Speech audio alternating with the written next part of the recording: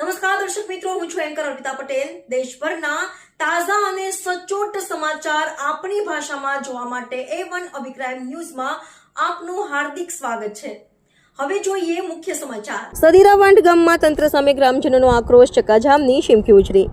આઝાદી પછી પણ અબડાસા તાલુકાનું સંદીરાવાંઢ ગામ આજે પણ વિકાસના આધારભૂત તકોથી વંચિત છે। માત્ર 45 ઘરવાળું આ ગામ પાયાની સુવિધાઓ જેવી કે પક્કો રસ્તો, વીજળીના લાઇટ અને શુદ્ધ પીવાનું પાણી વગર જીવવાનું બળતણ કરી રહ્યું છે। પાણી માટે મહિલાઓને કિલોમીટરો દૂર ધક્કા ખાવા પડે છે અને જે પાણી મળે છે તેમાં ઝઘડિયા ડેમ અને નજીકના ગટર લાઇનોનું કેમિકલયુક્ત ચિકાસ પાણી હોવાનો સ્થાનિક ગ્રામજનો દ્વારા આક્ષેપ કરવામાં આવ્યો છે। જો 1 મહિનામાં ગામની પાણી અને રસ્તાની તંત્ર દ્વારા સમસ્યાનો ઉકેલ કરવામાં નહીં આવે તો આજુબાજુના 14 ગામના લોકોને સાથે રાખીને હાઈવે પર ચક્કાજામ કરવામાં આવશે। તેમણે ચૂંટાયેલા પ્રતિનિધિઓને આ વિલેજર્સની મુલાકાત લેવા અને વહેલી તકે સમસ્યાનું નિરાકરણ લાવવાની અપીલ કરી છે। આ મુલાકાત દરમિયાન લખનભાઈ ધોવાદ, યુવરાજસિંહ જાડેજા, મંજીભાઈ મહેશ્વરી, હરેશભાઈ અને અન્ય ગ્રામના જાગૃત નાગરિકો ઉપસ્થિત રહ્યા હતા। આ સમસ્યા પર તાકીદે તંત્રે ધ્યાન ન આપ્યું તો વિસ્તૃત આંદોલનની તૈયારી છે। સ્ટોરી ભરત ઠાકોર, કચ્છ। હાજી, શું નામ આપનું?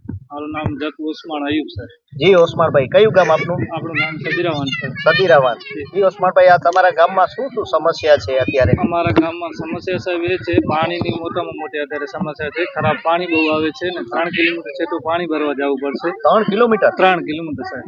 જી, એના વિશે તમે ક્યાં રજૂઆત કરી? રજૂઆત બધી જગ્યાએ કરી છે, છતાં કોઈ દાદ કરતો દેતો નથી અમને।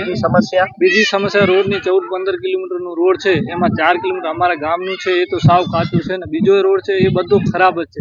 ડિલિવરી પ્રસંગ હોય કે બધો જે બી કામ હોય તો અમે બહુ તકલીફ થાય છે ને ચોમાસામાં તો બિલકુલ હાલના એવી પરિસ્થિતિ નથી, બહુ પાણી બહુ ખરાબ રોડ છે। તમારી શું માંગ છે સરકાર? અમારી સરકાર કને એ માંગ છે, અમારે રોડ રસ્તાનું કરે ને પાણીનું કરે તો સરકાર કને અમે બધું કરી ચૂક્યા છે, કોઈ અમારે એમાં નથી મળે। ત્યારે લખનભાઈનો અમે સંપર્ક કરી ને એના થકી અમે આ જાણવા માંગીએ છીએ।